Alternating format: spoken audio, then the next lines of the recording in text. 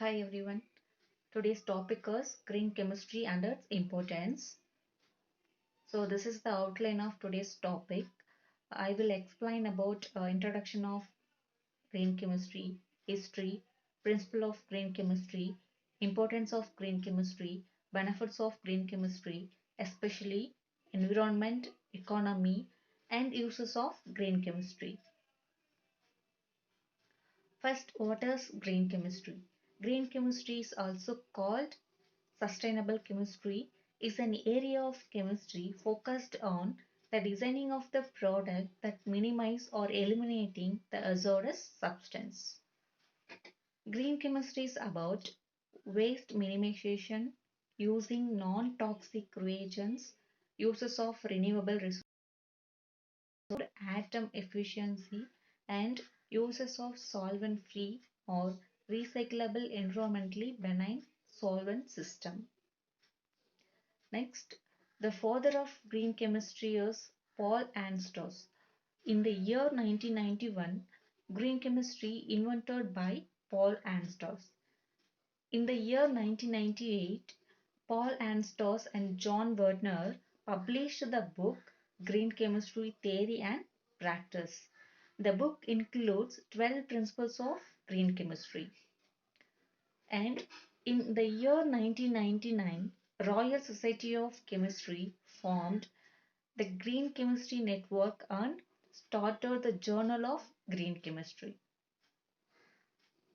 Next, the principles of green chemistry. Paul Anstos was proposed 12 principles of green chemistry. Now we'll see one by one. First, prevention waste.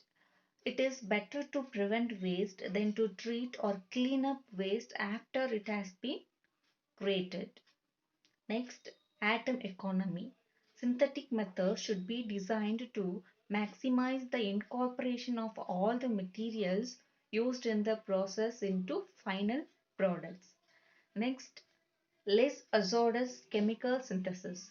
Wherever practicable, synthetic methods should be designed to use and generate substance that possess little or no toxicity to human health and environment.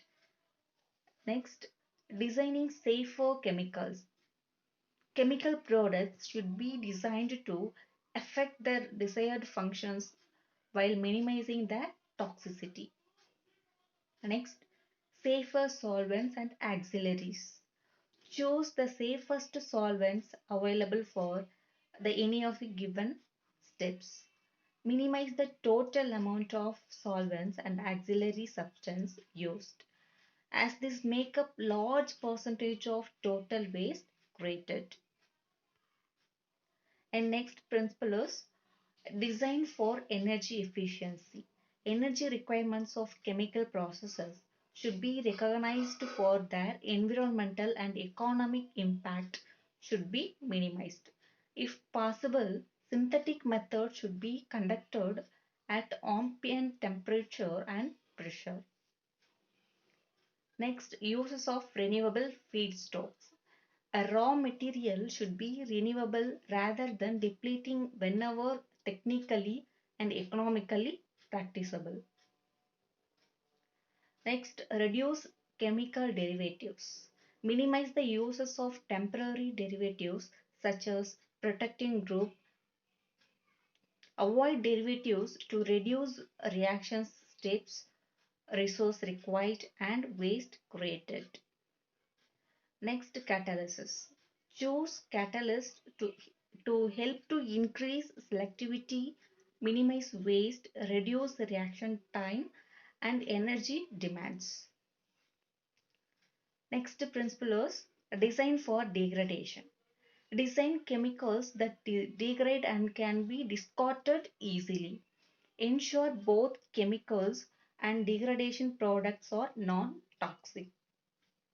Real-time analysis for pollution and prevention. Analytical methodologies need to be further development to allow for real-time in processes, monitoring and control to formation of hazardous substance. Next, the last principle is inherently safer chemistry of accident prevention. Substances and the form of substances used in the chemical processes should be chosen to minimize the potential for chemical accidents, including releases, explosions, uh, and fires. Next, the importance of green chemistry. To reduce adverse environmental impact, try appropriate and innovative choice of material and that chemical transformations. To develop process based on renewable rather than non-renewable raw materials. And to develop the process that are less chemical releases, fires and explosion. To reduce the requirements of hazardous solvents and extractants in chemical processes. To improve energy efficiency by developing low temperature and low pressure processes using new catalysts. Now we'll see what are the benefits of green chemistry, especially environmental benefits. Lower level of chemicals released to environment. It reduced emission and product impact. Plants and animals suffer less harm from toxic chemicals in the environment. Lower potential of global warming, zone depletion, and smog formation.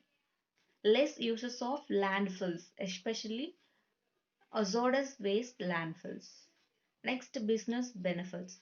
It reduced waste treatment and disposal cost, and it improved resource efficiency, low raw materials and utility bills, and it better performance so that less product is needed to achieve the same function.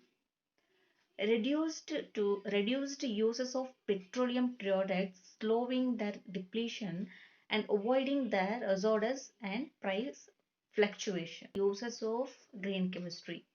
It is used for the choice of biocompatible, renewable, safe, and non-toxic reagent.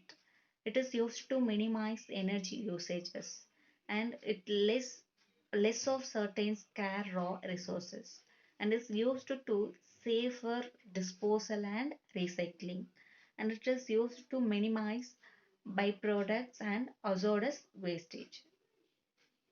Conclusion. Green chemistry not a solution to all the environmental problem but the most fundamental approach to preventing pollution. Green chemistry applies diagonally the life cycle of chemical products, including its manufacturer, users, design, and ultimately disposal. Green chemistry is very useful in prevention of pollution at the molecular level. It gives innovative scientific solution. It reduces the negative impact of chemical products on human and environmental health. Green chemistry play an important role in pharmaceutical in developing innovative drug delivery methods which are less toxic and more useful, effective with minimum side effect and could help millions of patients. Thank you.